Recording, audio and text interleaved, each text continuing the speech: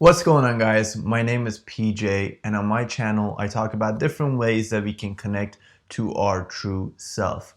One of the best ways that I have found in my own personal journey of connecting to my true self has been the Enneagram. I honestly haven't really found any tool that in and of itself is this powerful to help us really understand what that true self is and connect to it more and more on a daily basis. So today I have a set of questions for us, no matter what type we are, to ask ourselves. I'm going to go type by type, and I'm going to bring up 5 questions. Well, I should have taken 10, but 5 questions that it would benefit each type to ask themselves. The Enneagram itself is a tool that helps us bring more self-awareness into our life by providing us with a map that then we can use to observe ourselves as we go throughout our day. The Enneagram gives us this tool where it says, hey, these are the patterns that as your type you tend to play out. And as you learn to observe those patterns more and more in action, you learn to kind of disidentify with them and not see yourself as your type, but be able to utilize your type as, your higher self in a sense, and use your type, use your personality for a greater good, for a greater cause. So in a sense, your spirit can be channeled through your type and come into this world, but basically the will that you're serving is a higher will. At least that's how I would like to use the Enneagram. I would like to use the Enneagram as a tool that helps the voice of my ego become quieter and quieter and quieter so that my spirit can become louder and louder and louder. But the ego doesn't disappear, it's that just my spirit begins to use it for a greater good, greater cause. So today, the video that I'm shooting today was highly inspired by one of my personal favorite Enneagram books, and it is this book right here. It's called The Wisdom of the Enneagram. Bring this right here. The Wisdom of the Enneagram. It is by Don Richard Risso and Russ Hudson. So Russ Hudson is actually one of my personal favorite Enneagram teachers, and I've talked about another program of his that is pretty new. It came out in January of 2021.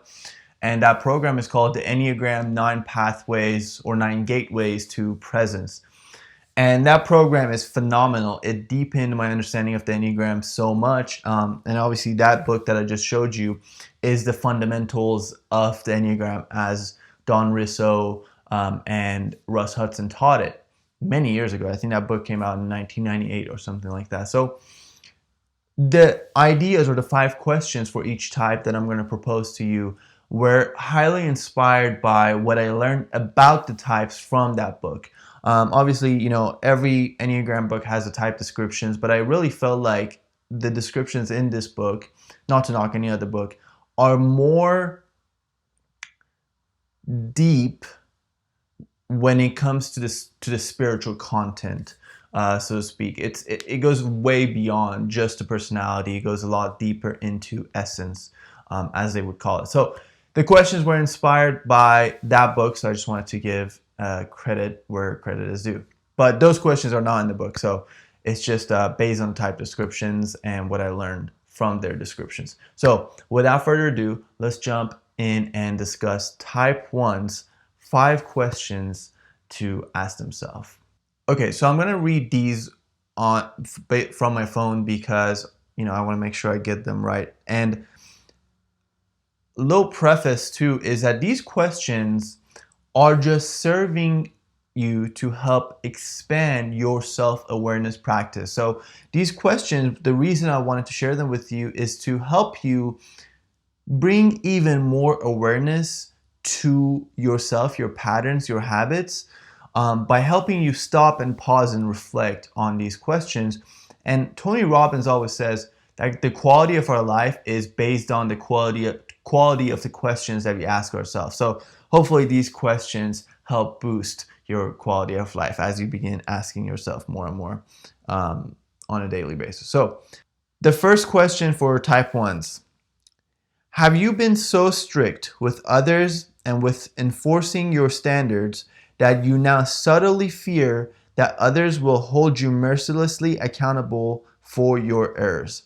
So basically, this is talking about how type 1s have such a high ideal and standard, and oftentimes they become the examples for the rest of us to just see the ideal, to like they embody it, right? So it gives an example for the rest of us to follow. However, because of this super high standard that they not only enforce on themselves mercilessly, they also tend to sometimes at lower levels of health also enforce that high level standard on others in the same merciless kind of fashion. So what ends up happening is that sometimes, maybe subtly, they start fearing that others will hold them accountable to the same standards, but even more mercilessly, because others have been kind of fed up by the type 1's, super challenging ways and holding them to such high standards. So that is a subtle fear that may come up in type 1s, and it would benefit type 1s, if you're type 1 listening to this, if you check in with yourself, and checking in with yourself would benefit any type, but type 1s especially, and particularly as it relates to this question, if you check in with yourself and just pay attention to how, ask yourself, how am I really treating people? Am I treating people in a compassionate way, like enforcing my standards in a compassionate way? Or am I just very militant and very rough with them and mean with them? And subtly, I'm starting to fear that they may be that same way and worse towards me. And living in fear, even if it's a subtle fear that is out of our awareness, is no good way to live. So that was the first question, and it was the first one because I feel like it would be the most beneficial to ask themselves. So second question, are you letting others help you at all? So this is something that obviously plays a part for a lot of types, but not to go even more in depth into it, but a lot of us, especially if you're type 1, I have a type 1 wing because I'm a 9 wing 1, and I get this, and I know as a type 1 listening to this, you struggle with this even more, so ask yourself, are you wearing yourself out just because you're not letting others help you? And oftentimes others would be very happy to help you, but it's just that you haven't asked. Question number 3. Are you letting others know at all what you need? So this is kind of similar to the last question, but again, asking for help, asking for your needs. Those are things that would be beneficial if, as a type 1, you begin to, seek out and ask for. So that is the third question. Fourth question, are you using self-improvement as a denial of yourself as you are? So this is so powerful, and I personally fall into this trap, or I would like to think that I don't fall into it as much as I used to, but I 100% used to fall into this trap a lot earlier, especially when I was less self-aware. The trap here is, I was obsessed and am and love self-help. I love self-improvement. My favorite video games back when I was a big-time gamer were video games that the character could become better and better and improve. And as I got older, I was like, why not be the character of my own video game, the character of my own life, the main character of my own life. And so I started getting really into self-improvement, but I realized how this constant desire for self-improvement and seeking to be better and better and better, although it's a good thing, the place that it's coming from within ourselves, if that place is not good, then the whole tree, so to speak, is bad. It's kind of like the saying by Jesus that you can judge a tree by its fruits. It's like, if the fruits that may come from that place of like, I'm not good enough, I'm not worthy as I am. I'm not worthy of love, I'm not worthy of acceptance, I'm not good, until or unless I improve and become better. Well, the fruits that are going to come from that are going to be tied to a bad tree, so they're going to also be bad as well. Even though on the surface they may look good, they may actually perpetuate a sense of emptiness.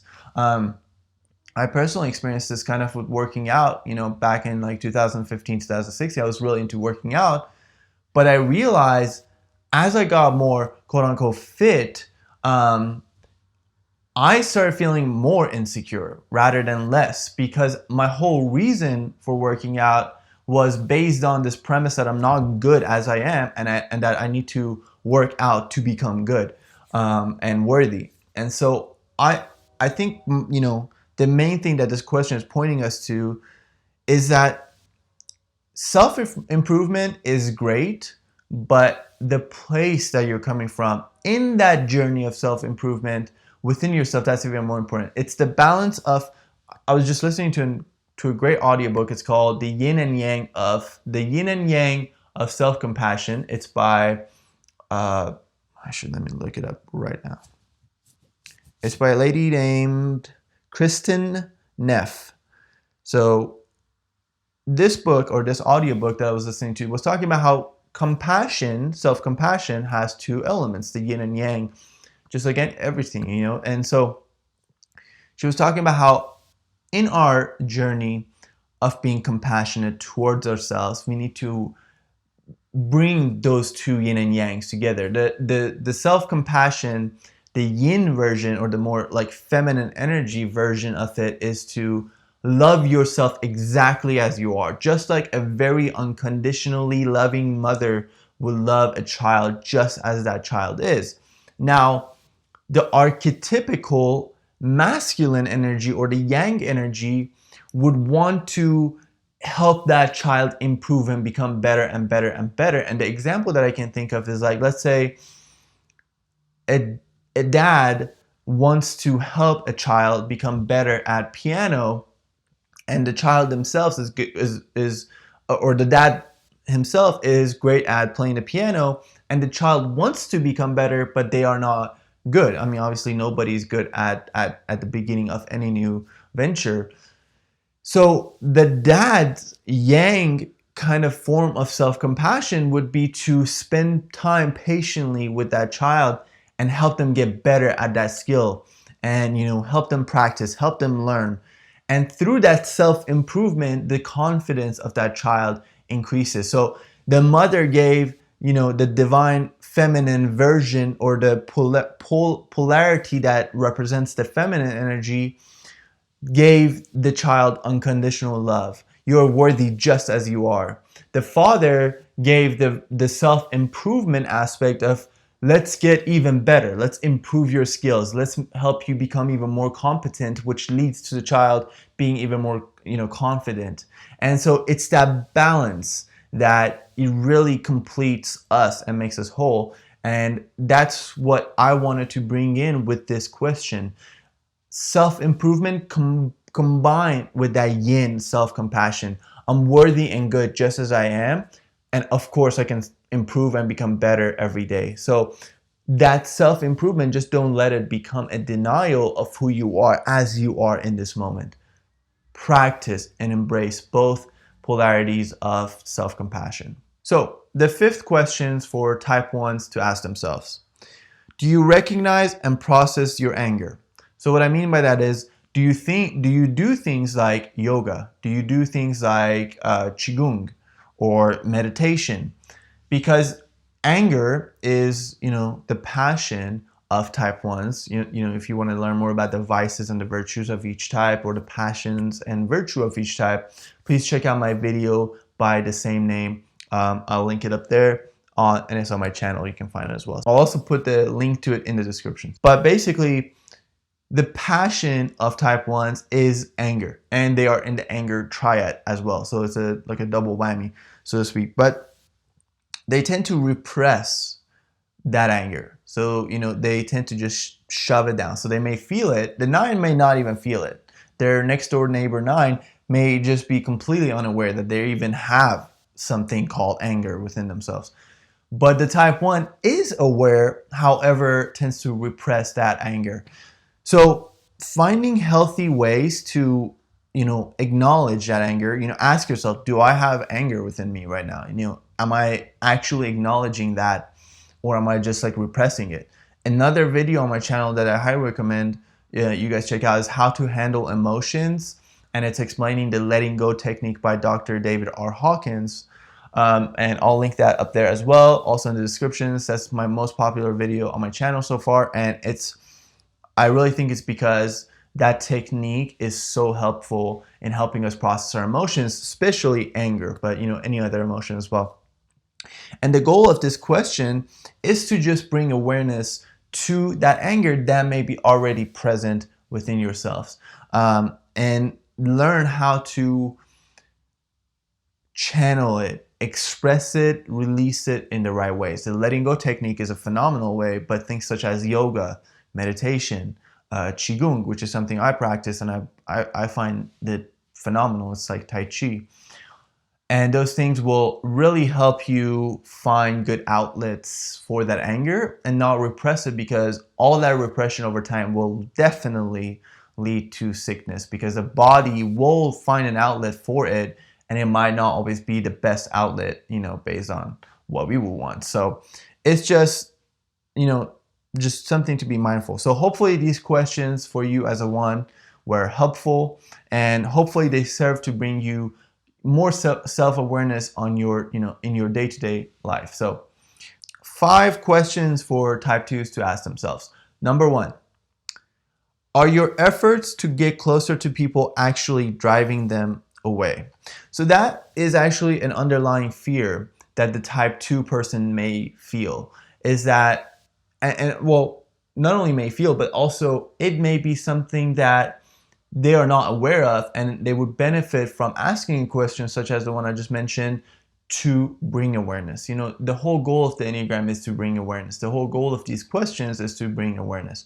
So notice how your incessant desire to help, because oftentimes, when the personality is not healthy as a type 2, the desire for help is not coming from the right place. It's coming from a place of like, I want to get love, like we all do, but I'm going to do it through being incessantly helping. So it's not giving without expectation, it's giving with a lot of expectation, and that expectation is the return of the love that is given, the help that is given. So by bringing attention to how your incessant helping, which may be coming from the wrong place inside yourself, how that may actually be pushing people away. So that's the goal of the question number 1. Question number 2 for type 2s to ask themselves. Do you recognize what others are giving you? So the whole point of that question, the reason I put it in there, is that the type 2s may actually be getting a lot back from others, but others in their life may not be expressing or giving to them in a way that would be the preferred way of the type 2 individual. So becoming aware of the fact that people give differently. So you may be giving in the way of helping and being very hands-on. Let me help you. Let me fix this. Let me help you do that.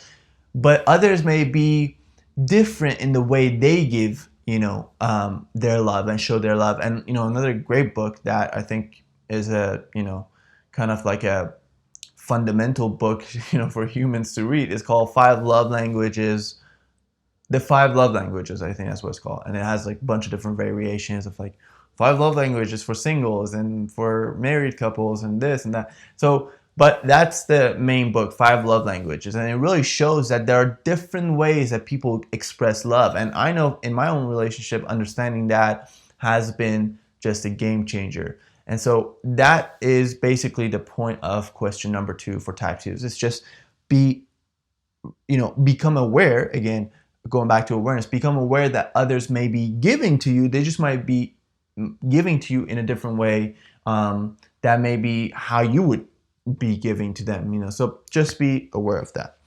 Question number 3 for type 2s. Ooh, this one's fire. Do you have boundaries?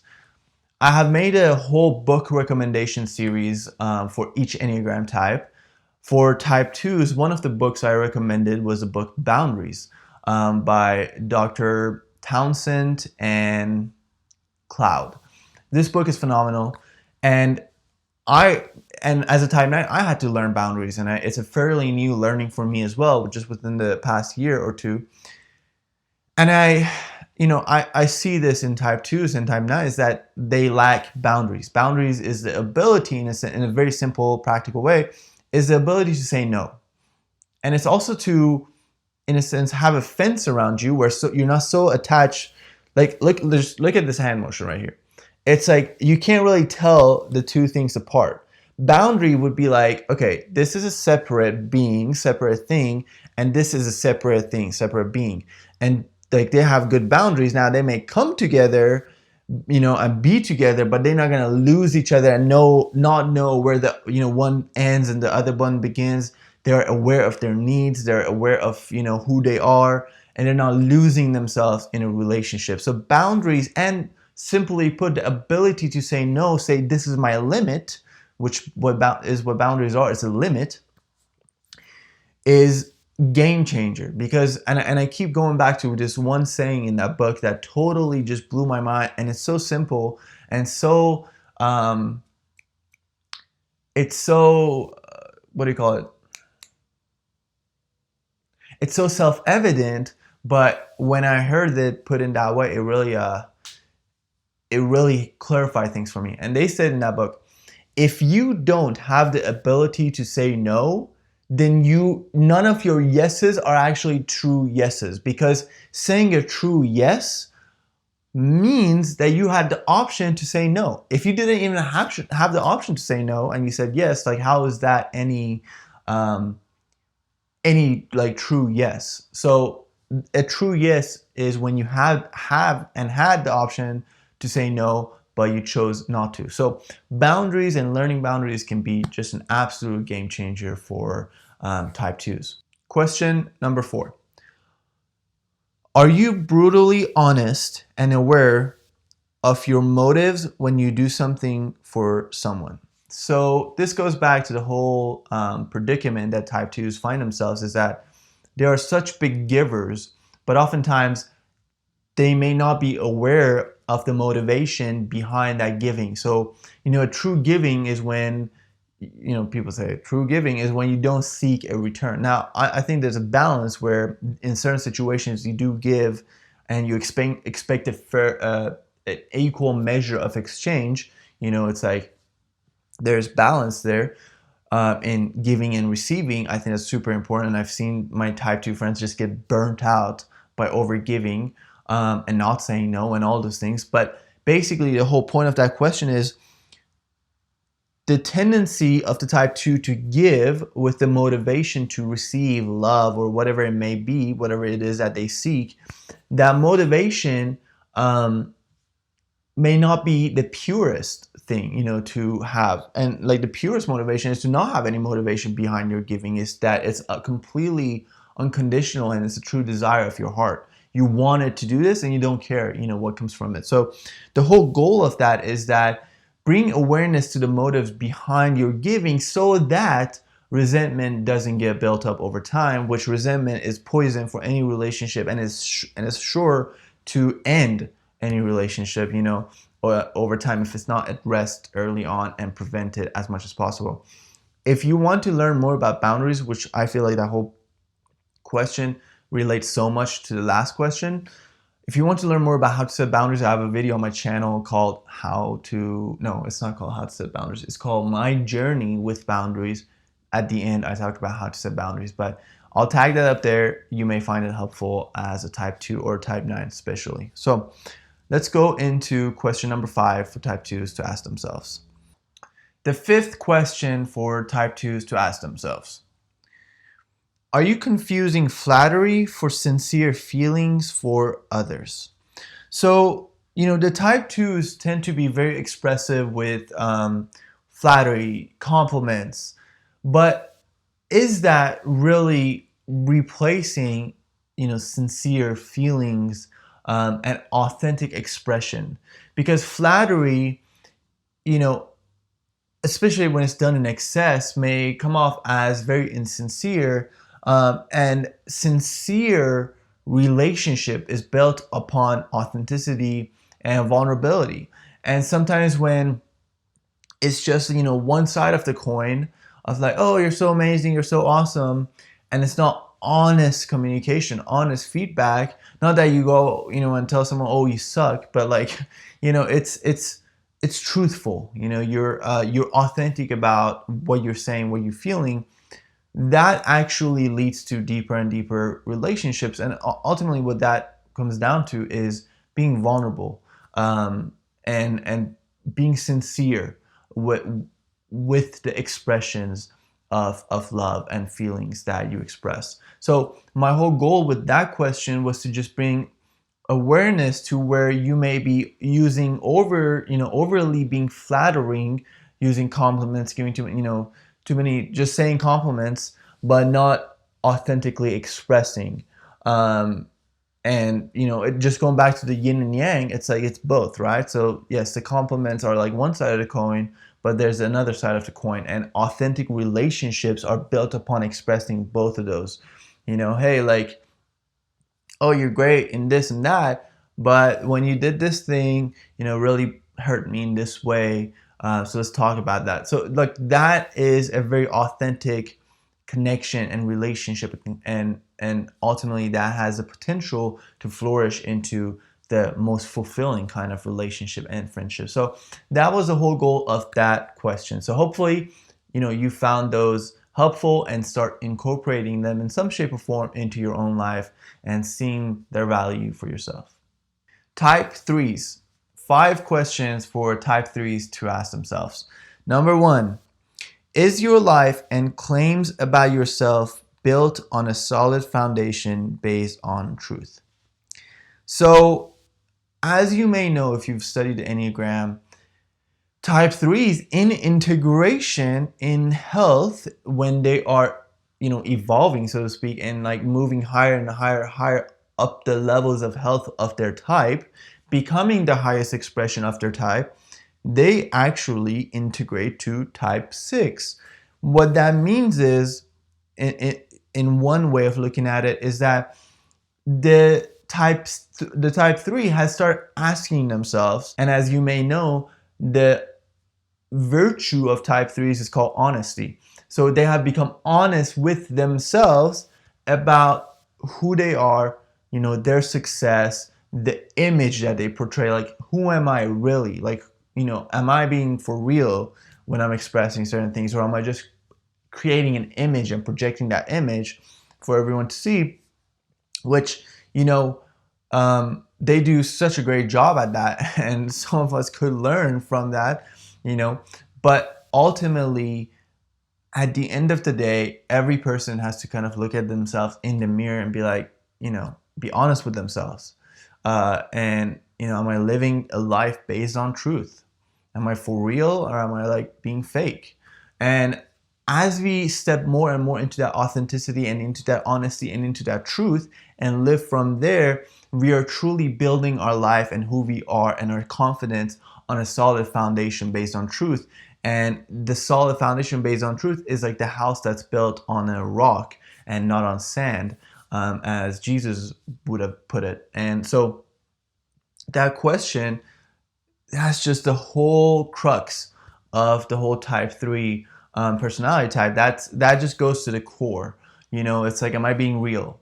Because if you answer that question for yourself as a 3, that is a clear and straight, narrow path towards growth for you. So that's why I put that one first, as I believe that is the most powerful one. So let's go into question number 2. Is your image serving you, or are you serving your image? That is a big one. That's fire right there. So I wanted to put that there, and I worded it in that way because your image can become truly something that serves you. Your image can become like a very faithful pet, or like a tool or an assistant or something that you use, a communication device, a tool that you use. Your image is a tool that you use, and you use it when you decide, but whenever that may be, and the image doesn't become the thing that uses you. So now you've become a slave to the image that you've created and projected. So that is something that as a 3 you want to be mindful of, is that am I, you know, has the image become a caricature, so to speak, that now I have to live up to, or am I using the image as like a tool whenever I need it?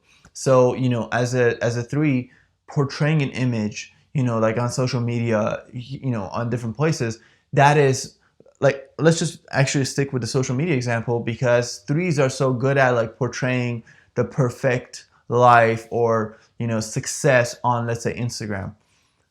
Well, the question here is that now, do you feel like you have to live up to that image that you've portrayed on Instagram, or are you just using that image? Let's say you're in business, and in business you have to be good at portraying image, right?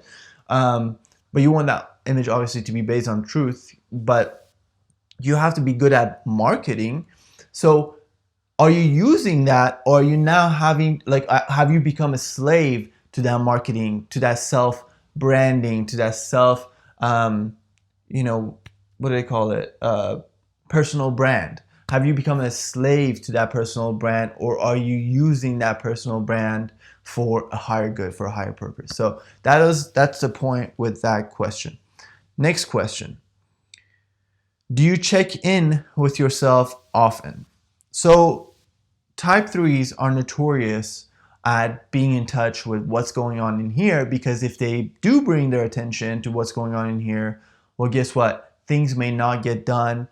Success may not be achieved in the way that they want to. And so they tend to not pay attention to what's here. But the longer that this, whatever is in here, if it's grief, if it's, sadness, unprocessed feelings, the longer that goes, it has a time clock on that. It's going to blow up at some point, and the sooner you pay attention to it, the sooner you can bring resolution to those things and give yourself what you need and process your emotions. And again, going back to the video I mentioned in one of the previous types, the letting go technique video I've made on my channel is called, the actual video name is How to Handle Emotions, parentheses, the letting go technique explained, or something like that.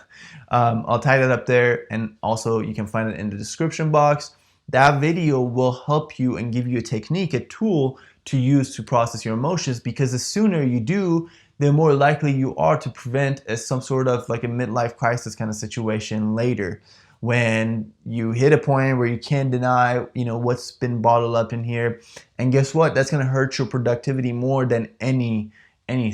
So just want to bring attention to that, and the way you do that is to check in with yourself. So ask yourself, have you checked in with yourself at all in the past 2 hours? Like, how am I feeling? And a type 3 may feel like that's such a waste of time that could have been spent on productivity, but I have found in my own personal journey that when I take these small breaks and I just check in with myself, take some deep breaths,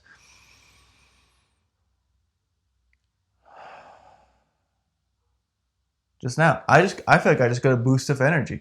I'm gonna go through all the types and I'm just gonna like crush it, But what I'm trying to say is that break can actually cause you a breakthrough. That's a sermon right there. That break can bring you a breakthrough. So I believe in the power of taking those breaks. Now, if you live your life in the break, then that's not gonna work. But that's not your problem as a 3. Those short breaks of checking in with yourself. How am I feeling? How did I feel when that person said that? Like, what do I, how do I want to respond? And checking with yourself versus just being go, go, go, go, go, go, go, go. Having that time to reflect will help your productivity, not diminish it. So let's go into the next question. Question number 4 for type 3s to ask themselves. Do you have safe people in your life whom you can talk about vulnerable feelings? So going back to what I said about feelings and type 3s, and the relationship that type 3s have with feelings, is that they don't pay attention to the feelings enough. And having safe people, there's actually a book called Safe People by the authors of the book Boundary, Dr. Townsend and Dr. Cloud. The book is phenomenal, and it helps you identify who are safe people. But basically, safe people means people that you can talk to honestly about your feelings, and just everything that's been weighing on you. And that will be such a relief, and it would actually deepen the relationships with those around you who love you, who are safe people, who do want to hear from you. It will deepen that and help that relationship grow and flourish as you become more honest and vulnerable and authentic in that container. But having these safe people that you can express those vulnerable feelings with will tremendously help you in your life, because type 3s are, one of the last types who would ever want to show that vulnerable side.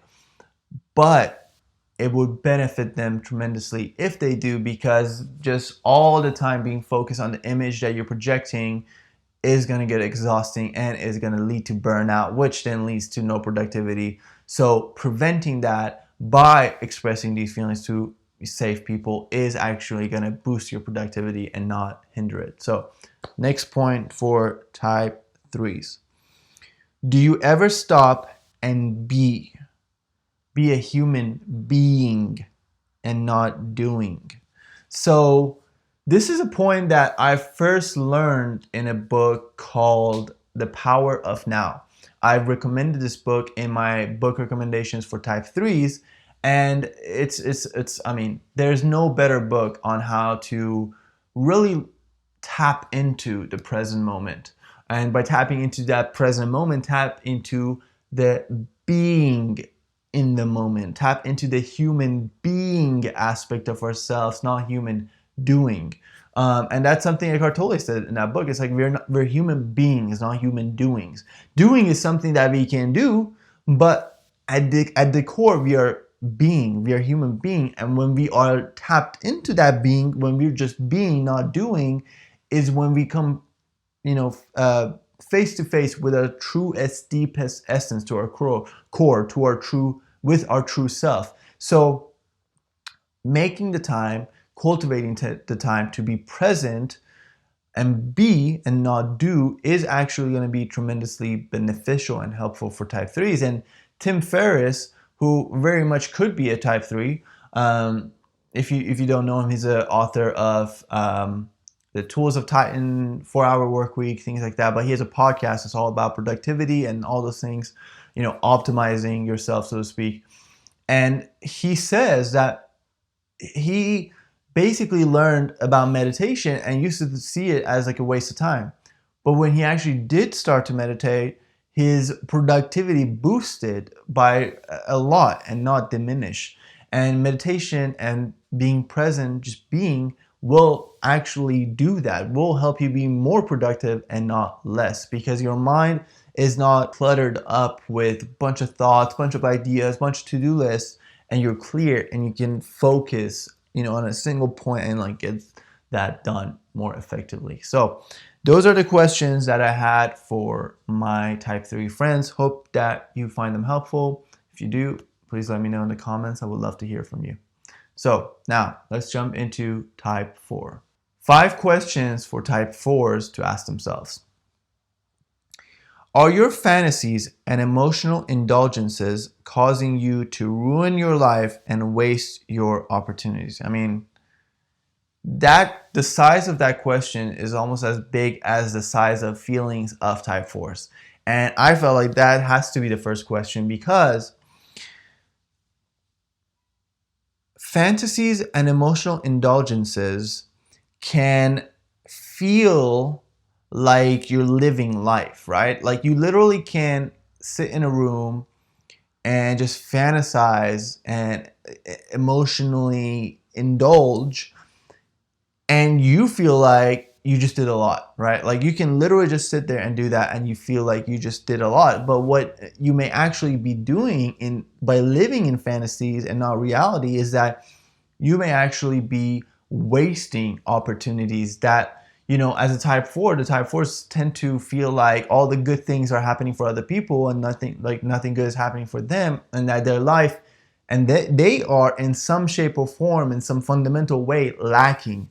But if you can just bring more attention to, okay, how often am I indulging in my emotions? How often am I lost in fantasies?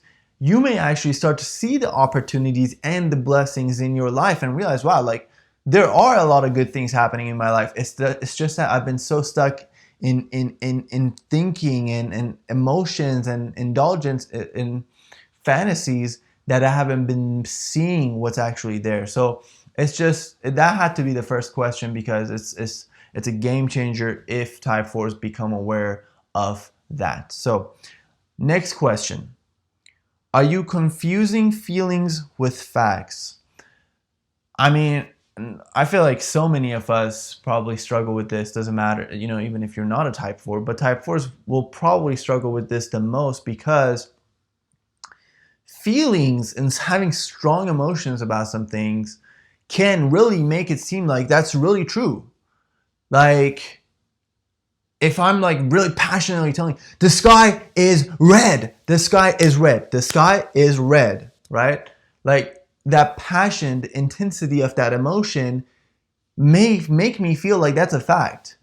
And that's why I feel like sometimes, motivational speakers come with so much intensity and emotional like forcefulness to, like make you really believe that you have the potential, to accomplish great things, which I'm glad that they're using it that way in a positive way. But that can also be used in a negative way. You can believe with as much intensity and as much emotional investment in the negative things, that life does suck and that, your feelings are true.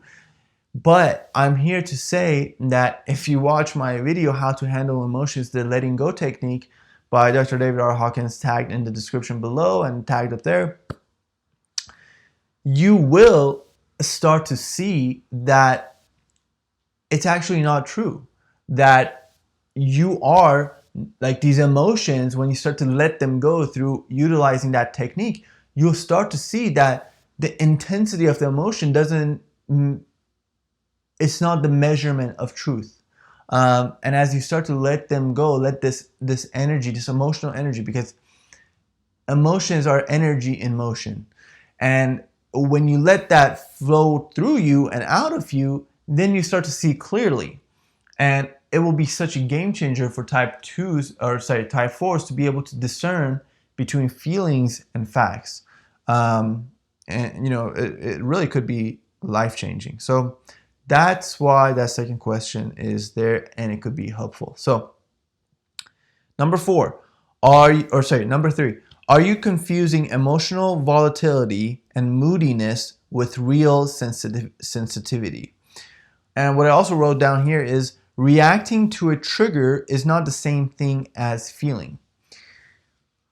I resonate with type 4s a lot, and I feel like I can relate with a lot of these things. So I'm just going to pull from my own emotion or my own experience and bring that into answering or, looking at this question so that, we can understand it more and more. I've noticed that when I get triggered and, like, let's say somebody says something and I get triggered about something in me gets triggered, and I just get pissed off. I just get so mad, and immediately want to write an email like at 1,000 miles an hour, be like, screw you. But, at the end say best regards or something like that. Like we've all been there. We've all tried to like do that. It's never advised to act on those, but that's not the point here. The point is, I may think that my real emotion is anger. But if I sit with that anger, if I do something like the letting go technique on that anger, let that anger come up, let's like feel it, really feel it, because that's what the letting go technique is all about. Feel the emotion. Don't run away from it. Don't suppress it. Don't escape from it. Don't deny it. Don't project it. Don't do, don't express it. Don't do anything with it. Just be aware of the sensation of that emotion within your body. Again, to learn more about how to do the technique, check out that video in the description box, How to Handle Emotions. But as I start to let that anger come up and go out of me, move out of me, what I may realize is that I'm not actually angry. I'm sad, or I'm scared, or I'm feeling unworthy. Somebody may say something deep down they're triggering a core wound of unworthiness or something like that, and I just reacted with anger. But that's not the real emotion. So if I actually am emotionally sensitive, I will actually realize that I'm actually sad, and then I can work with that. Ask myself, okay, why is that there? Like, why am I sad, or where did that come from? Release it, figure it out, do all those things, and that would actually lead me way further in my path than to just think that that trigger and the reaction from that trigger is the real emotion. This is similar to like the emotions are not facts or feelings are not facts. It's like when I let the emotional, high energy pass, then I realize that the fact is actually that I'm sad. That kind of rhyme. I mean, that has to be true if it rhymes. So that's just, I'm not going to go more in depth into that, but that's just the point of that question. All right. Question number 4 for number 4s, type 4s. Do you have a positive, constructive routine in your life? So if you are familiar with the Enneagram, type 4s actually go to type 1s in health. So what that means is a structure and routine actually helps type 4s grow and evolve and become healthier and healthier in the expression of their type. So healthy routine, healthy structure will help type 4s express their creativity and gifts and uniqueness in the best way possible. Because the type 4 is so likely to just want to go based on their feelings and just flow with the waves of life. It's very like feminine in its expression. If you define feminine energy as flow and you define masculine energy as structure, so it's like the flow happens within a structure. So it's like if a type 4, let's say, the type 4 may wake up one day and be like, I'm not really feeling it and I'm kind of sad, so I'm just going to flow. I'm going to have some coffee and I may then go outside and walk barefoot and like whatever it may be. The day may flow, but that creativity, that abundance of creative energy that they have was not expressed in one direction. And that's what structure provides. It allows that creative energy, that flow to flow in a direction. It's kind of like if you imagine like a stream of water, what the banks of the river do is that they give that water direction. If that water was going in 1,000 directions and it was not going in one direction, it would not be as powerful, and it would not be as impactful for people. It would not be able to sustain us in the same way. So learning how to channel that energy by creating structure could be a game changer, because let's say you say that I'm going to give myself the structure. Let's say your creative expression or creative outlet is music.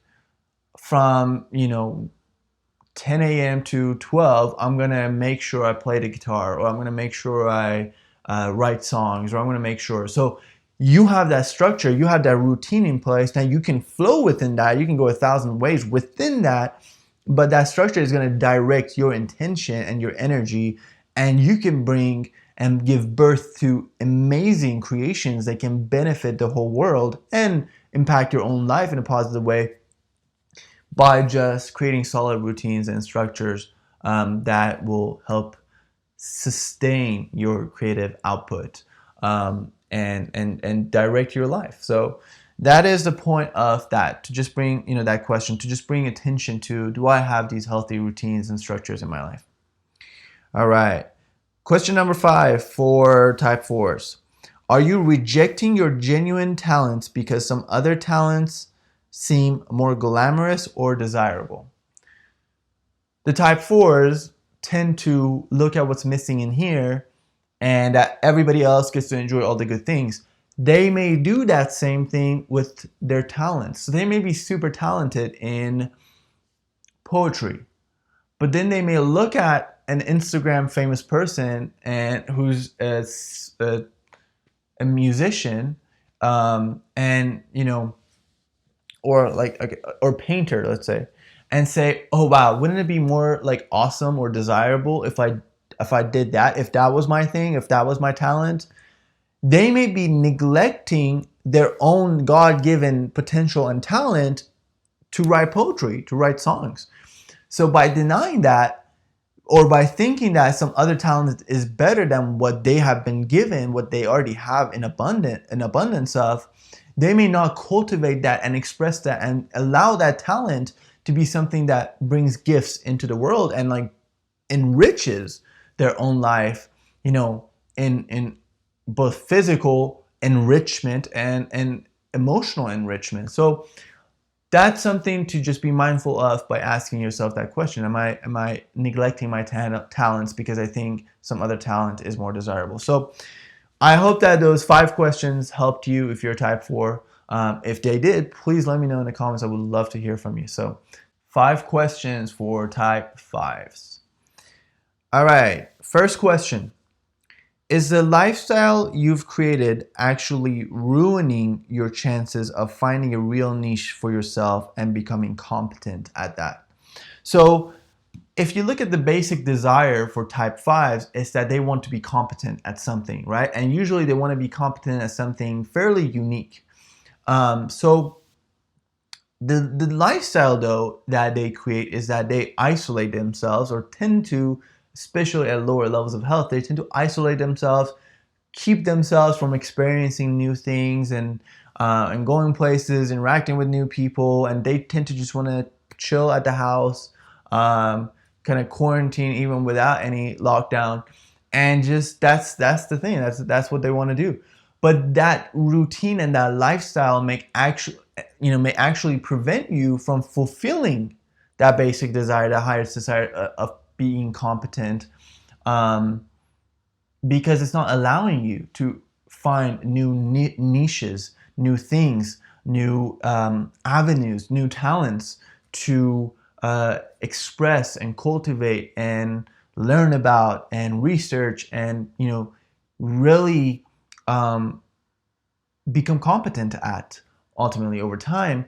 So just something to be mindful of, because sometimes we have these self-defeating behaviors that, let's say we want something, the basic desire, like for example, like the type 9 basic desire is to be, let's say, at peace, right? Like, to put it very simply, and like to avoid conflict. Well, avoiding conflict all the time is actually going to cause situations that are going to bring a bigger conflict that then you can't avoid, and then you're going to not have peace. So it's like just understanding that like we have these self-defeating ways of getting our basic desire met that our personality thinks is a great way, but it can be a sure way, way to that will backfire on us and actually not help us get that basic desire met. So that's what it is for type 5s, is that their super isolated way of being is ruining their chances of becoming competent at a specific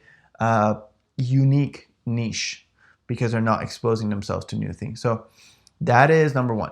Number 2, do you have a physical activity in your life?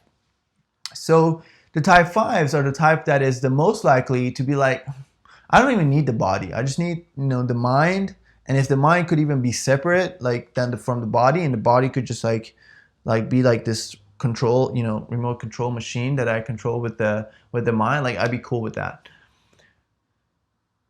The thing is though, the mind and the body are so connected, and oftentimes what type 5s may end up doing is that they're not in touch with their body. Sorry, they're not in touch with their body, and they're not physically active, and they're not expressing the aliveness that is within the body. But doing so will actually make their thinking a lot sharper, would make them be more embodied. And actually the path of growth for type 5s is to go to type 8 in a sense, right? It's like to integrate those 8 aspects, and the 8s are super in touch with the body. I mean, they're overly in touch with the body and the instincts of the body, the aliveness of the body, and some sort of physical activity is going to bring that into type 5's life, and allow them to not only think more clearly, but just be more confident, more alive and feel like that they have the capacity to deal with what life will throw at them, and that they are able to get out there and have the energy to learn new things, express different talents of theirs, and become high,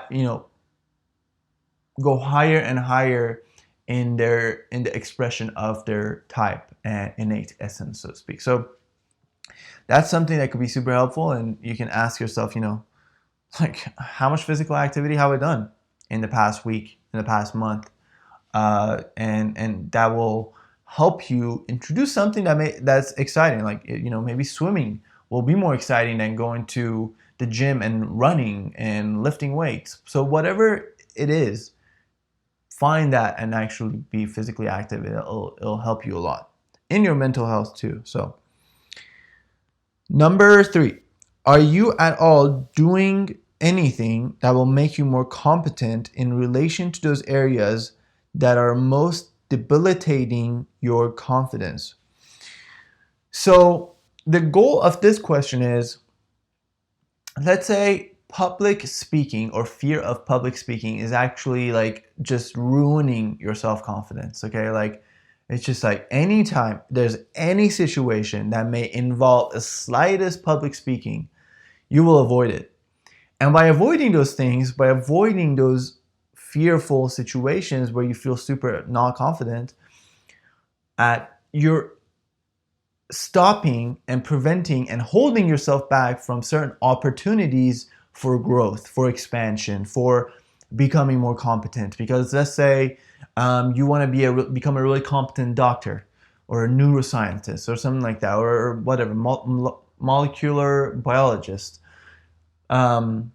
I probably butchered that word, so you can best believe I'm not going to become one of those. But let's say you want to become that. Well, then you may think to yourself, if I pursue that, I will have to give presentations to my whole team, to my whole class on a frequent basis. So I'm just not going to do anything. Well, I'm not going to even pursue that. But B, I'm not even going to do anything that will help me get better at that thing that I'm afraid of, public speaking, so that I don't have to turn down these awesome opportunities, these awesome avenues for me to travel down upon and expand and grow into who I'm meant to be. So the whole encouragement that question is meant to bring is to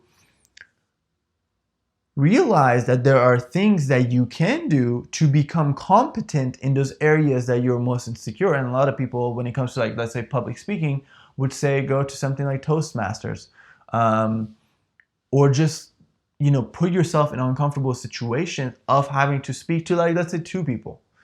Give a little speech to 2 people, to 2 friends that you trust. Say, hey, I'm gonna stand in front of you and I'm gonna read this thing I wrote. Put yourself in situation and create and invite in, and maybe invest in courses or something that will help you become better at that area, at that thing that you are super not confident in. And doing so will just make you a better individual all around, and one that doesn't shy away from these things in life and is able to grow into their full potential. So that is the next question. What number was that? That was the 3rd question. Question number 4. Do you at all make an effort to reach out to others? So type 5s, especially at lower levels of health, tend to isolate themselves, right? And one of their feelings, your feelings may be that there's like lack and scarcity, and that your needs will not be met. But one of the self-defeating behaviors that you may, in this case, not do, or like one of the things that you don't do that actually helps that feeling perpetuate, is that you don't reach out to others. And oftentimes others, may be very willing and want to help you, but just because you don't ask, you don't receive. Ask and you shall receive. So that whole point of that question is like, are you at all reaching out to people to hang out? You know, are you at all making an effort to have relationships, be with people? Because doing so will help overcome that basic fear of scarcity and lack and not having enough. So that's something to keep in mind. Question number 5, 4 5s. Do you have a quiet time?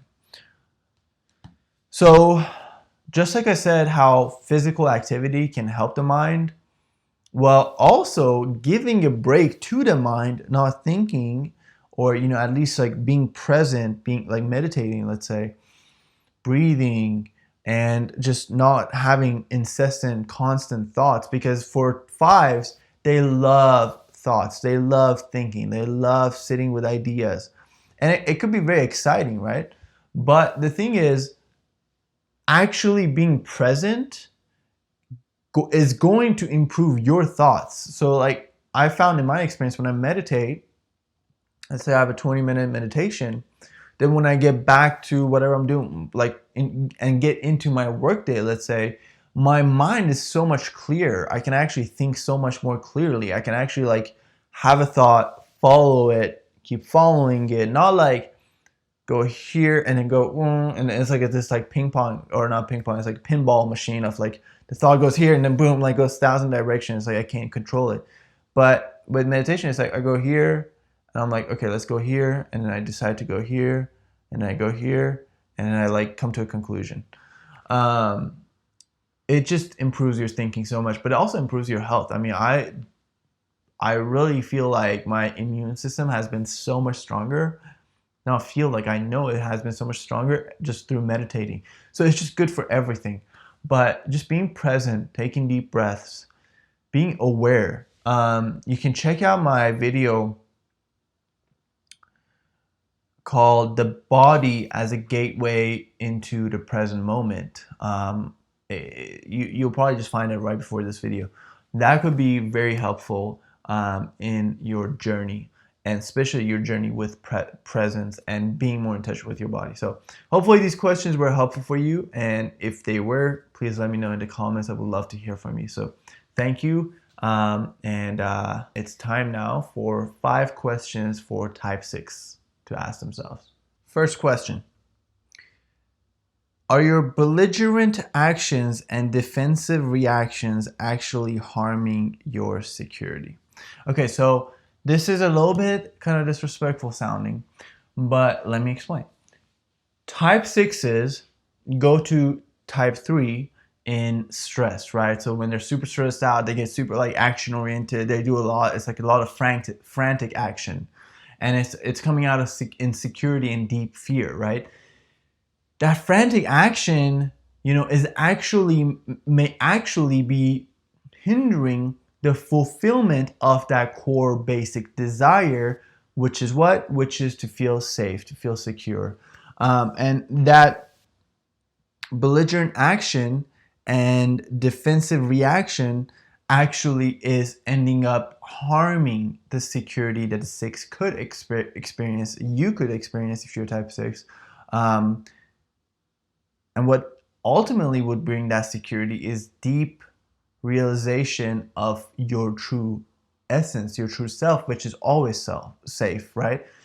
That deep down, our deepest part within all of us, there's an aspect of ourselves that will never change, that was here before we were even born and will be here after we leave. And that aspect, our spirit, if you will, is always safe. And so when you get in touch with that through presence, through being present, you can check out my video called "The Body as a Gateway into the Present Moment." I'll link it below. But basically that will help you and guide you in that practice. That is where true safety is found. And these frantic actions may actually be pushing safety away versus bringing it in. So that's something to just keep in mind. Next one. Question number 2.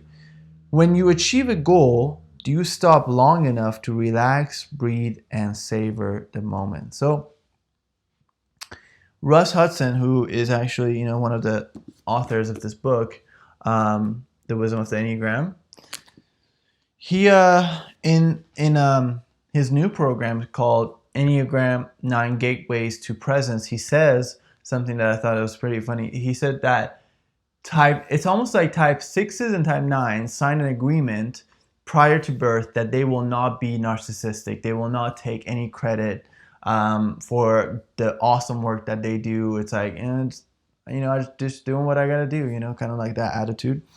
So when you achieve a goal, you don't stop to take it in, to say, wow, like, this is awesome. This is sweet what I accomplished. And really enjoy it. It's almost like immediately either the type 6 is stressed out about the repercussions of their success and the attention that will be brought on them because of it, or they are going into like the next thing. So just making sure that you are savoring the moments that you are succeeding. That is a really important thing. Okay, question number 3. Do you feel like others know better what to do than you? So, I mean, this goes back to kind of like a core tendency of type 6s, which is to look for safety and security outside yourself, not believe that inside yourself you will have the inner guidance to guide you to the right thing, and always look for an authority figure out there to listen to trust, to follow. So like asking this question of like, do you think that other people know better what to do than you, may be very helpful. And I relate to type 6s a lot because as a type 9, which is my core type, I go to 6 in times of stress, or I start feeling this similar to what type 6 would feel. I know what it's like to feel like you can't or don't know the answers and you have to look outside yourself for security.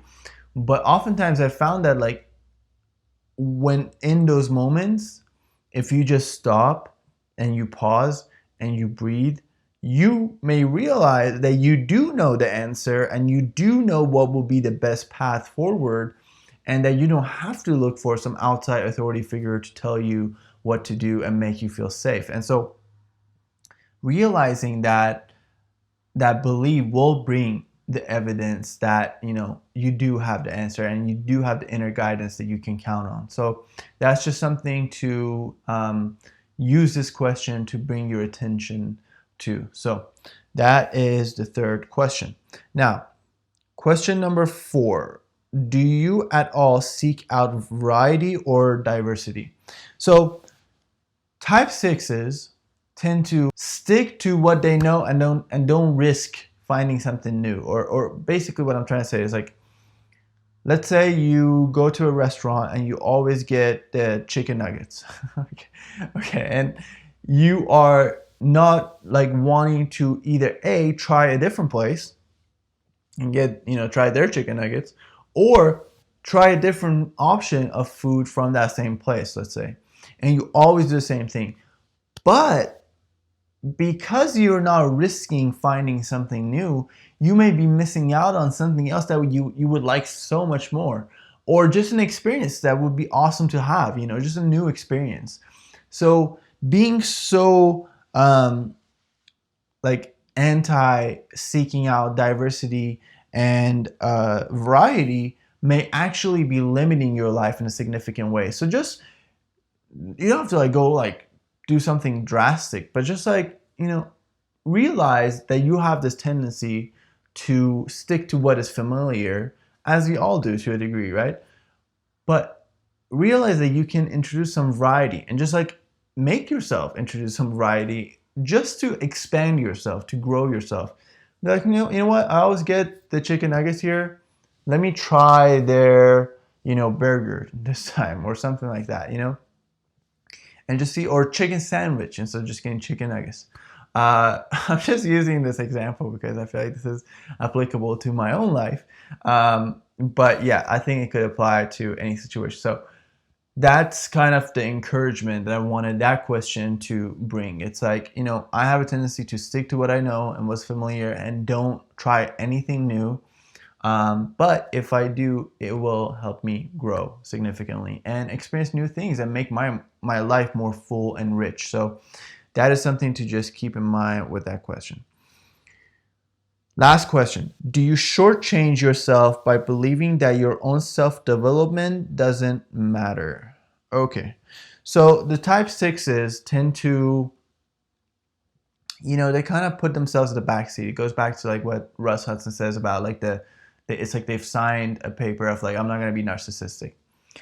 They tend to shortchange themselves and not work on their own self-development and maybe focus on other people's self-development, or like maybe just decide to take a back seat, like I'm just gonna shortchange myself. I'm not gonna really take myself seriously. I'm not gonna invest time and effort into my own growth and development. But asking that question is like, if you ask yourself and your answer is yes, I do shortchange myself. Yes, I do. I don't spend time in developing myself.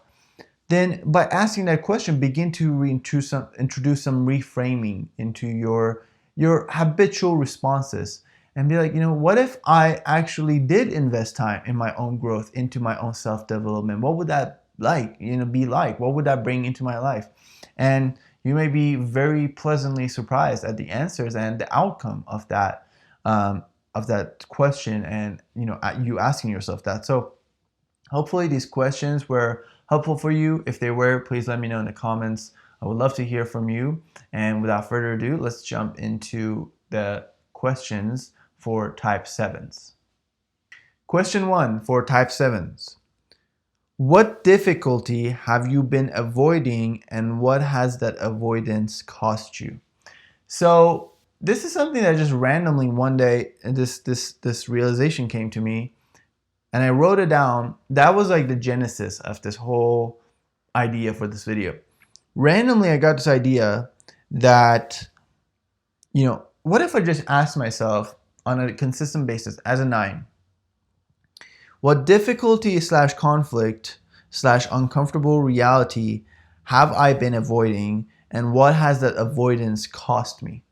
So I just asked myself this question one day, and I was like, wow, that would actually be a good question for type 7s. And then I was like, what other questions would be good for these types? And that's kind of where the idea for the whole video came from. But I realized that like a lot of times as a 9 and a 7, 7s seek fun, avoid pain, and therefore tend to not look at certain uncomfortable realities and problems and certain things that they're just brushing under the rug. But as they're not paying attention to those things are becoming bigger, and a bigger problem later on to then that they then have to fix later, and that just won't actually be a good situation, and it actually will prevent the 7s and the 9s to get their basic desire met and avoid their basic fear, which is like the basic fear of the 7 is to like feel pain, I believe. So actually, you know what? Why think? Let me just go here real quick. The type 7. Again, this book is called The Wisdom of the Enneagram by Don Risso and Russ Hudson. Okay, type 7. The basic fear of type 7 is of being deprived and trapped in pain. The basic desire for type 7 is to be happy, satisfied, and to find fulfillment. So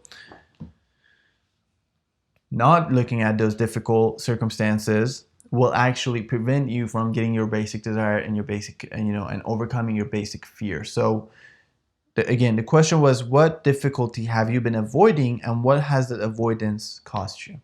You would definitely benefit from asking that question on a consistent basis, because the whole point of these questions is to just bring awareness. And this question can most certainly bring a very helpful awareness into your life and all of our lives, really. So that was question number 1. Question number 2, are your choices and actions actually bringing you more pain? So this is something that I always think about, with my type 7 friends, and they would admit this too, if they, are working on themselves and trying to be better, be a higher version of themselves, the best version of themselves. They would say that like certain actions that are pleasure seeking in the moment, and this goes into almost like all you know, short-term gratification kind of situations. That actually, so let's say you tend to go for the sugary snack that then gives you a crash, or like just overall makes you lethargic and unhappy, and it has a like bunch of negative side effects. But in the moment, it gives a certain satisfaction. It gives a certain dopamine rush, right? So that choice or action, is it not actually bringing you more pain, which is something you want to avoid as a seven? You know, deeply you want to avoid pain. So just notice how your decisions to seek the pleasurable thing and choose that option, how that actually may be counterproductive to what you want to experience in your life. And so again, just a question that will help bring some awareness into our day-to-day life. Next question: are your thoughts leading you away from experiencing feelings? So this goes again back to that core avoidance of pain that sevens do, that sevens have. That avoidance of pain, sometimes there's like these feelings that are painful, and the seven will go to their thoughts and imagine fun things to do and avoid facing that. But oftentimes these feelings that are repressed or suppressed and we're not paying attention to, just because they're suppressed doesn't mean they're not becoming bigger. And if you actually check out my video, the letting go video, or how to handle emotions is the title of the video. I'll link it down in the description. That is like my most popular video so far on my channel, and I'm so glad that is the one video that took off, because that video, the technique that it teaches in there, is so helpful at helping us not suppress and repress these emotions. So if there's pain, it teaches us how to, be with that pain, sit with that pain, and digest that pain, and let go of that pain, release it, so that you can be free. And ultimately, the greatest desire for sevens is freedom.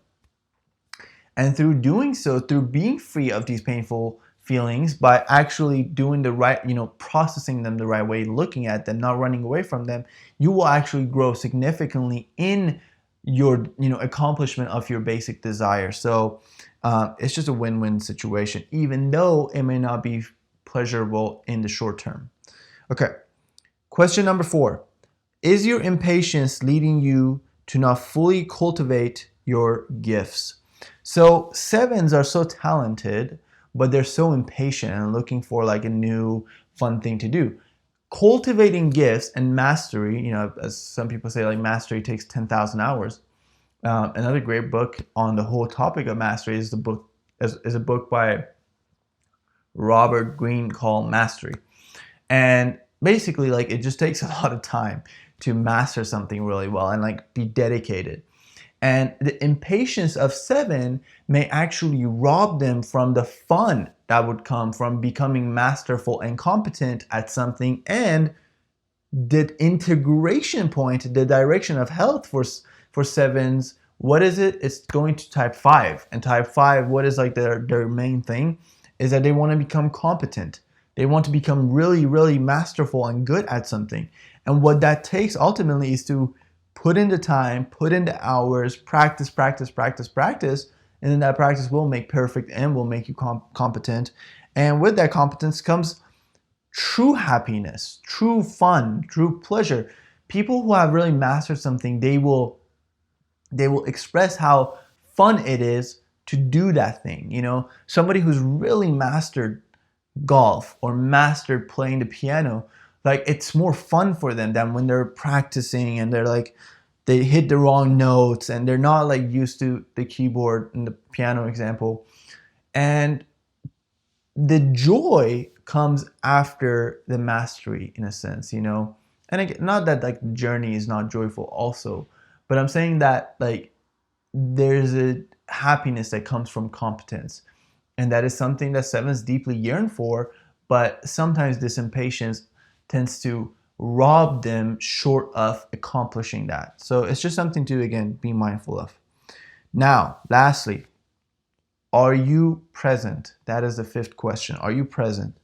Have you done anything today to become present? Have you meditated? Have you taken a few deep breaths just to get in touch with what's going on in this moment? Because the sevens tend to be so like excited and in their head and like thinking about fun things to do that then they miss the moment that they're in, and there's so much fun in this moment, so much like joy to be gained out of being fully present with the simplicity of the moment. So the seven may plan a trip to Greece for months and then go to Greece and then be so preoccupied in here and about like other things, fun things to do, because that's become the habit, that now they're not present and enjoying the experience. So they're never getting the full nourishment from the experience. I've experienced this when I'm eating food. If I'm eating food really fast and just really mindlessly, like just like basically like shoveling the food down my throat, like that is not going to really feel like a very nourishing experience. I may feel full physically, but I'm not going to fully feel nourished. But when I take my time with every single bite, and really like if I'm eating something, like just like feeling like the taste, like everything, the whole experience, it nourishes me way beyond physical nourishment. It's just like it just does something for me spiritually. I was just present with this gift of nourishment of this food, and it helps me like have energy to do things like shoot this video.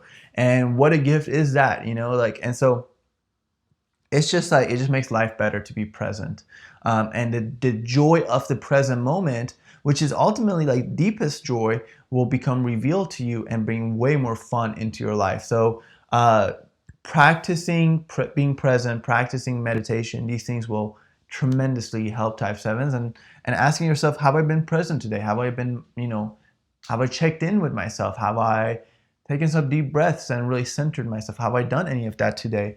That will be really helpful on your journey. So hopefully these questions helped you out. If they did, please let me know in the comments below. I would love to hear from you, and thank you for watching this video. 5 questions for type 8s to ask themselves. Are your defiant reactions and attempts to control others actually creating more dangers for you and making you less safe? A lot of these first points, these first questions that I mentioned for each type, the whole gist of it is I'm looking at the basic fear and I'm looking at the basic desire, which in this case, the basic fear for type 8 is of being harmed or controlled by others. The basic desire is to protect themselves. This is based on Don Risso and Russ Hudson's work, okay?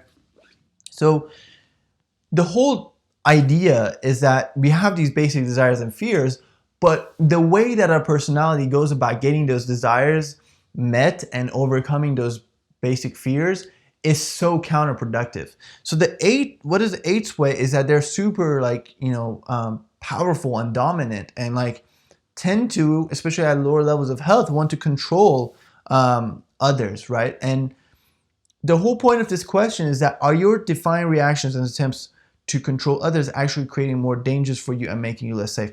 The whole point of this question is to bring attention to our natural and normal habitual program responses and reactions, and see if those habitual reactions actually bringing the fruits that you're after, actually bringing the results that you're after, which is, to protect yourself, to avoid being harmed or controlled by others.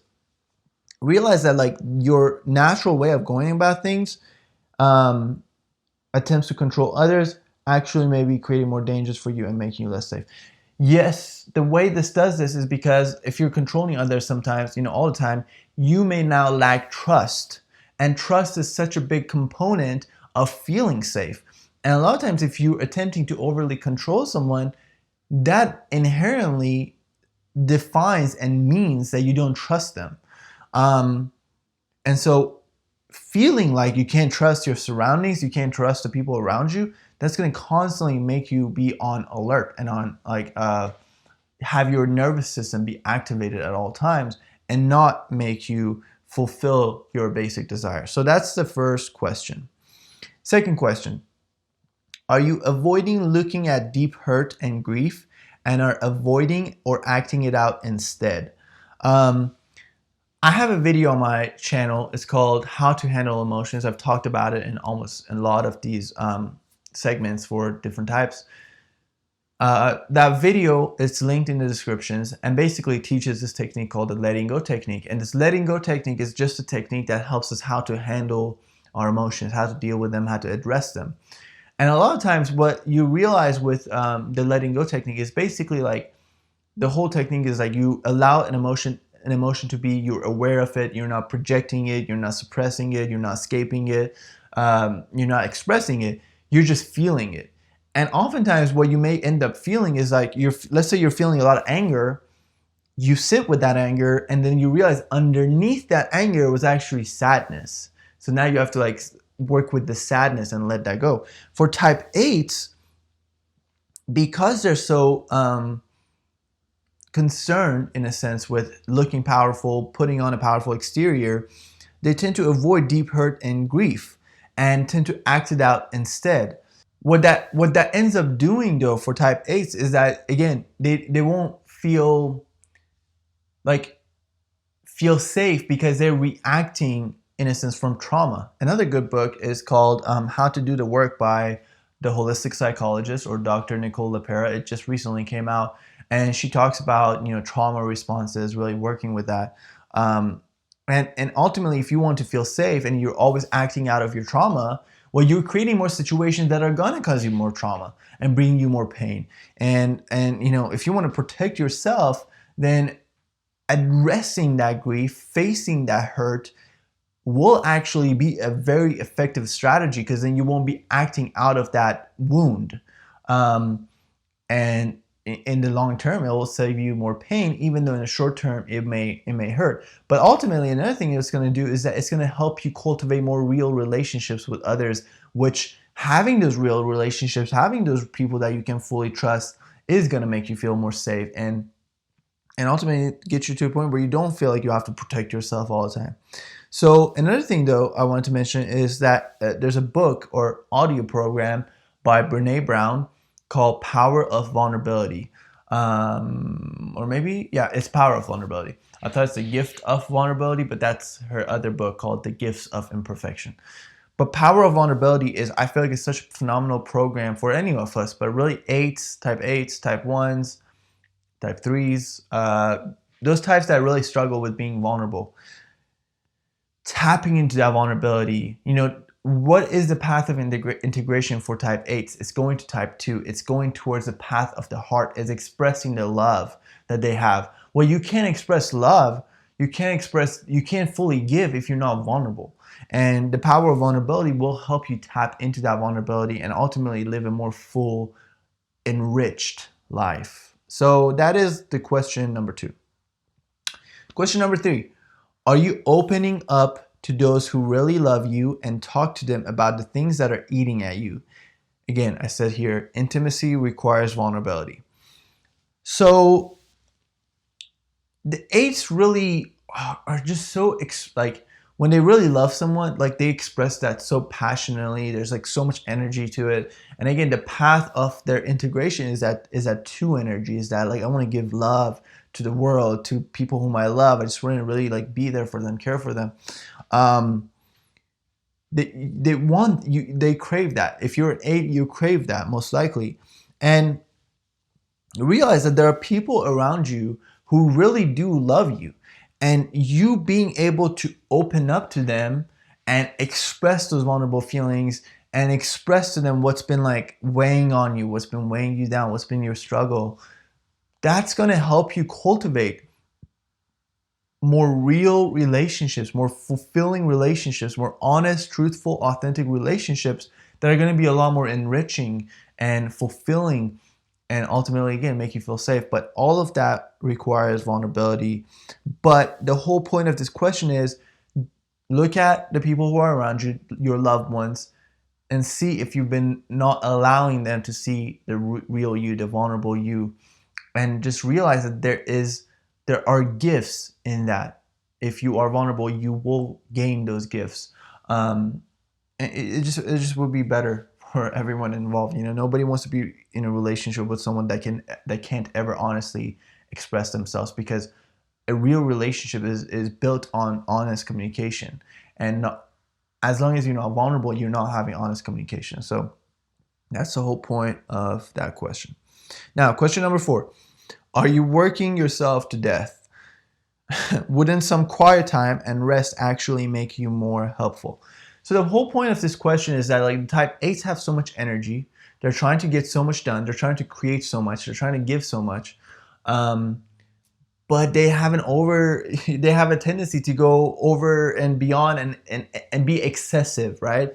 The whole passion of lust, another word for that is excess. They just like there's too excessive with their energy. They have so much energy, and it's like going 100 miles an hour all the time. Ultimately, like, have you seen like those cars, or like, I don't even know if you can call them cars, but like race cars that are like a little capsule, and they go like 1,000 miles an hour, but they only can go that hard and that fast for, I don't know, like a minute or 2 minutes, because going with that much pressure and force, that requires so much energy, and ultimately you will burn out. And that's kind of like what ends up happening to 8s, is that they burn out.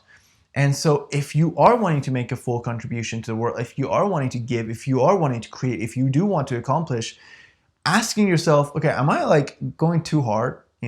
Wouldn't I benefit from some rest and quiet time and some, meditation? And for an 8, the 8 will probably be like the least likely type to want to meditate, but it's the type that will tremendously benefit from it. And I'm not just saying meditation, but just having that, rest, because it's the yin and yang, right? If it was daytime all the time, we would all burn. The whole balance of nighttime and daytime is what allows us to have a life. And the whole balance of GSD, get shit done, and rest is what allows us to have a full life. The type 8s just do the GSD. They don't do the rest. Now, their neighbors may do, type 9s may overdo the rest and just not have this let's get stuff done kind of attitude. But balancing it out will tremendously help them, and bringing rest into their life will actually make the 8s, make you, if you're an 8, more effective and more powerful. All right, next question, or last question. Do you expect people to not like you? Can you see how that actually may be creating a self-fulfilling prophecy? So type 8s, because of just like the amount of intensity and energy that they bring into the world, they may have accustomed to people not liking them. It's just too much for people sometimes, right? It's like they're too hardcore, too like serious. Not serious necessarily, but like they're just too like they're like, it's just so much. I don't know how to explain it, but it's just too much sometimes for people, right? So they've gotten accustomed to people not liking them, not liking their approach. But oftentimes they now go into situations just imagining and like expecting people to not like them. And if you've never heard the concept of self-fulfilling prophecy, that's exactly what this situation is creating. It's creating self-fulfilling prophecy. It's like when you believe something, when you expect something, and then you act in a way that actually creates that, and it becomes a self-fulfilling prophecy. I expect this is gonna happen.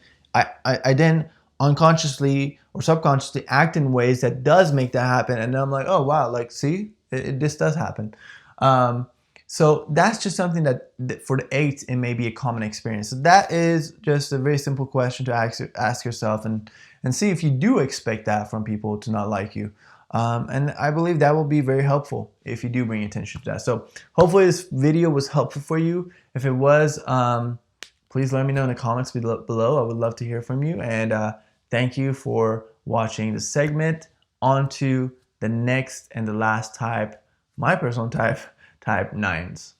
All right, 5 questions for type 9s to ask themselves.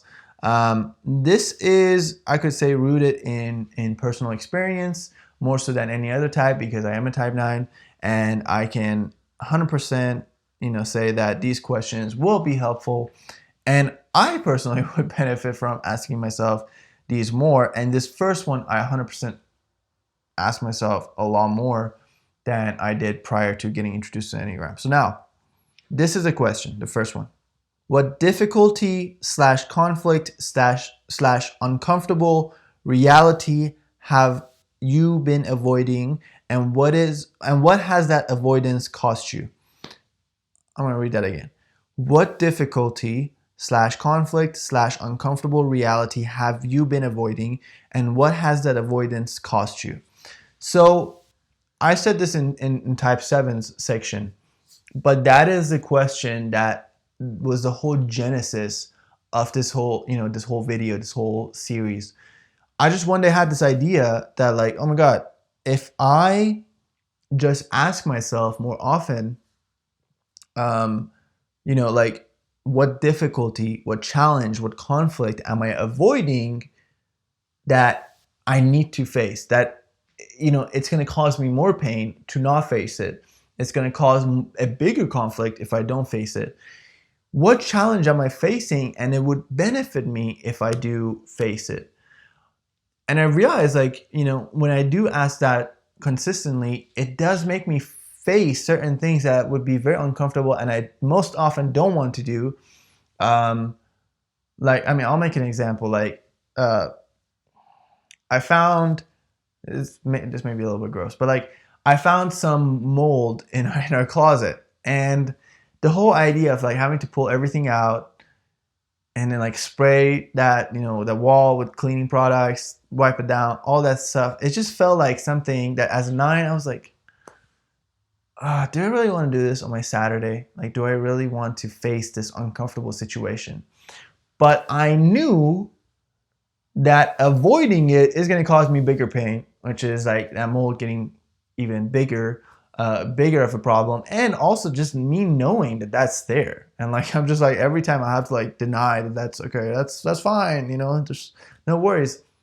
I just knew I just gotta face it. Now I'm lucky that I am in a relationship with a type 8, and my girlfriend is like, like, there's a problem, let's face it. Like, that's like how like type 8s would approach it. Now the higher version of that is like, it's the type 8s may be just facing everything, and there's like not like the 9 balances that out. Like no, you don't need to address, you don't need to deal with this. Like, just let it be, it's fine.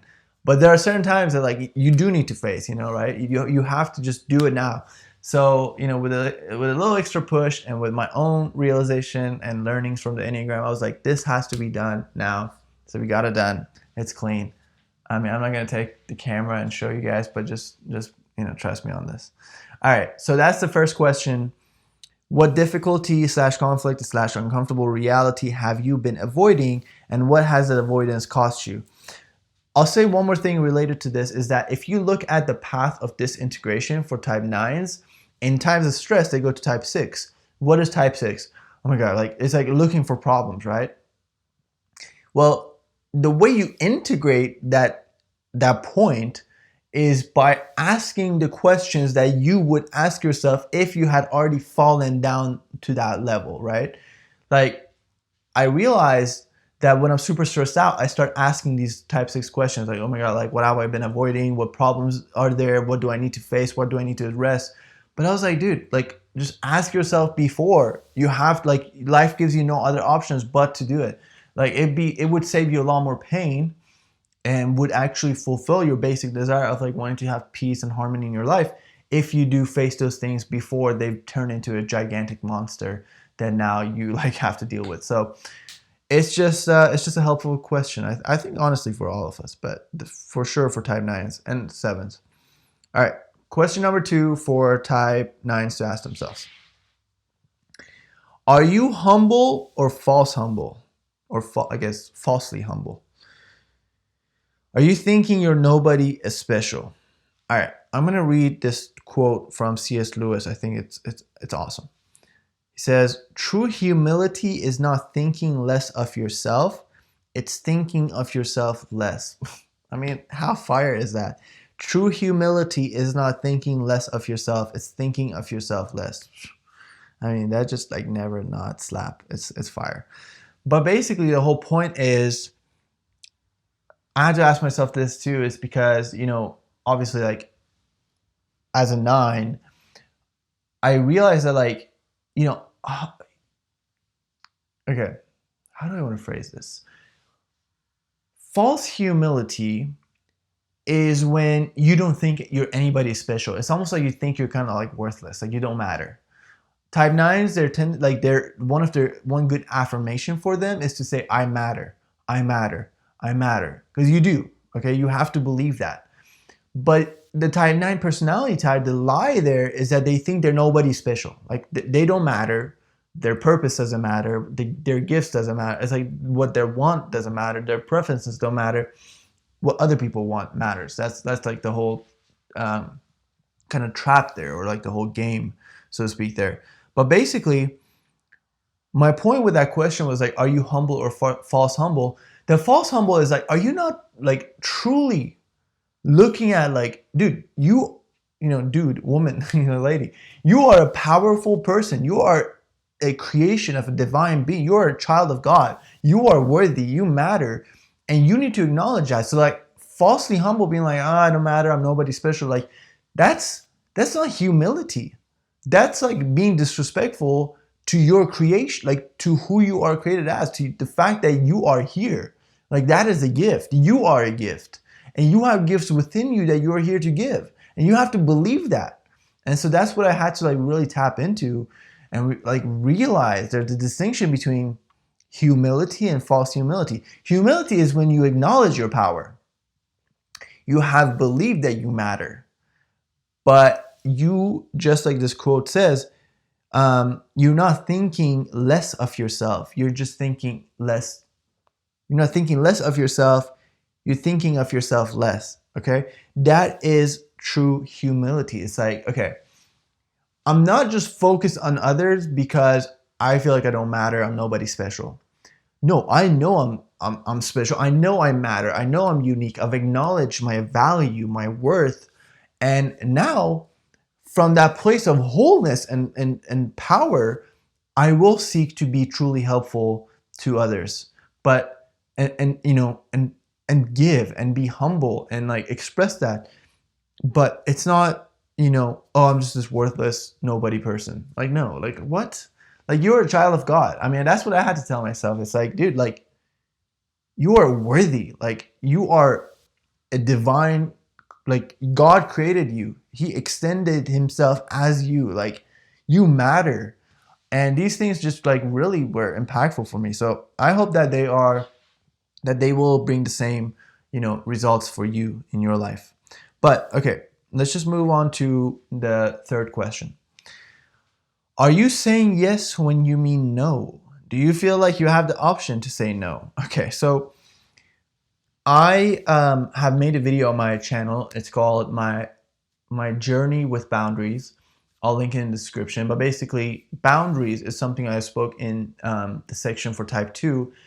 Boundaries is like our limit, basically. And it's a concept I was 100% unfamiliar with until just this past 2 years or a year and a half. And it just shifted my life in so many ways. And it was a game changer. Another book that talks about it is the new book by holistic psychologist called How to Do the Work. Her name is also Dr. Nicole LePera. But basically, boundaries and the book Boundaries by Dr. Townsend and Dr. Cloud, these resources were really helpful for me in learning how to set boundaries, say no. And I realized that and this is something that the book Boundaries says, and I mentioned in my type 2 video, it was like a game changer for me to realize this. Until you have the ability to say no, none of your yeses are true yeses. Because if a true yes is when you had the option to say no, but you decided to say yes. The type 9s, it doesn't even register that we have the option to say no sometimes. It's like, I could have said no to that person's request. Like that just like an earth-shattering, mind-blowing concept for them. Realizing that you can say no and realizing that you tend to say yes when you mean no, and then be like kind of like be kind of like passive aggressive, or like not get what you need to get done, the thing that you said yes to, not do it, forget it, all those things that type 9s may end up doing when they don't want to do something but they've said yes to it. Like, just realize that all of those problems can have been avoided if you just said no in the first place. And yeah, it's just a game changer, learning the ability to say no for type 9. So I'll just leave that at that. The whole point is, my friends, learn to say no, because the whole world, I mean, your life will be better, but the whole world will benefit too, because ain't nobody want to push along a 9 that just does not want to move. It's heavy, you know, it's hard. And we are good at not moving when we don't want to. So just realize when you just say no, all that will be solved. All right. Number 4, this is a life changer. This changed my life. This personally just like absolutely 100% changed my life. Do you know what you want?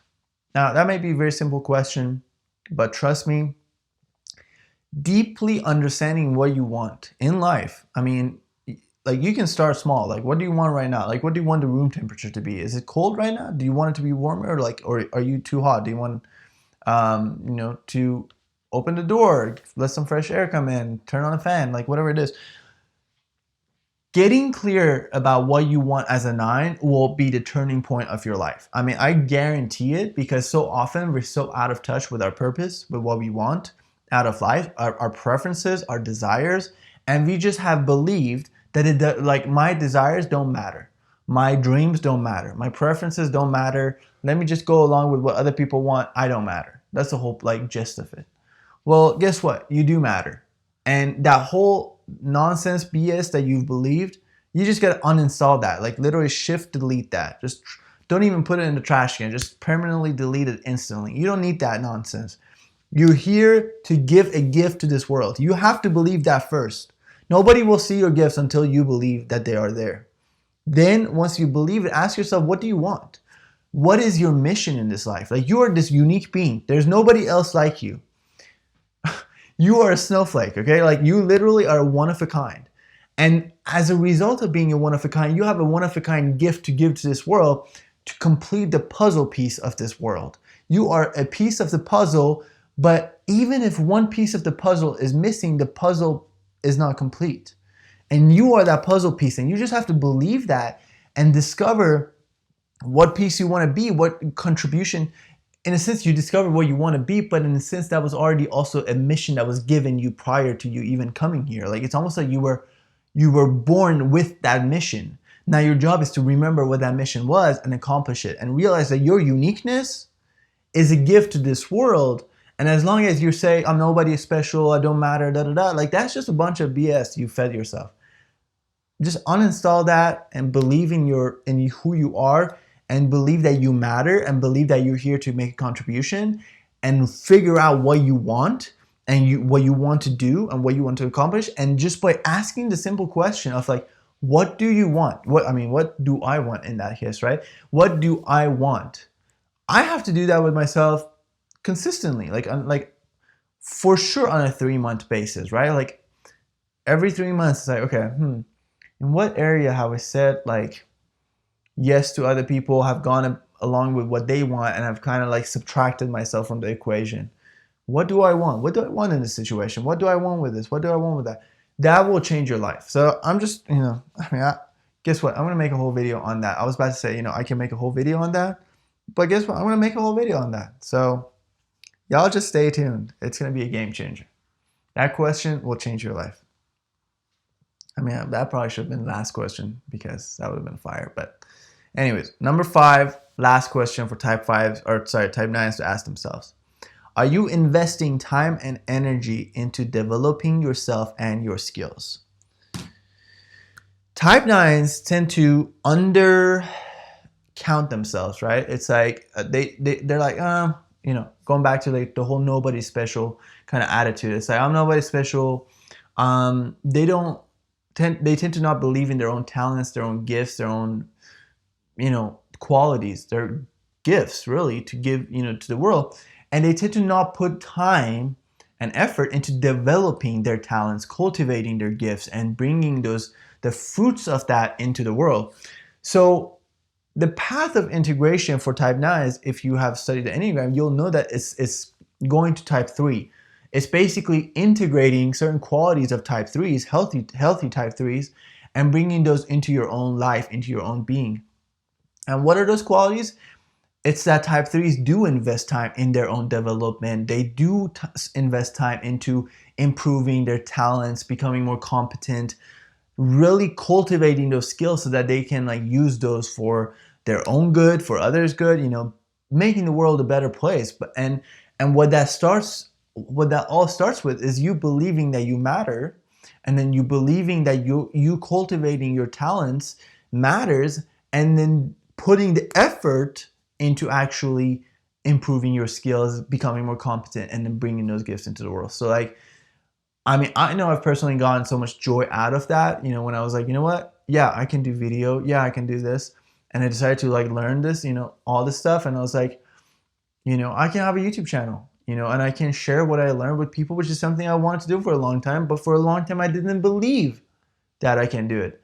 Finally, when I decided to spend the time and put in the effort and learn and apply myself and realize that I matter and what I'm here to contribute matters, that's when things start shifting for me. And so if you are watching this video, that's completely a result of that whole equation. I decided to believe in myself.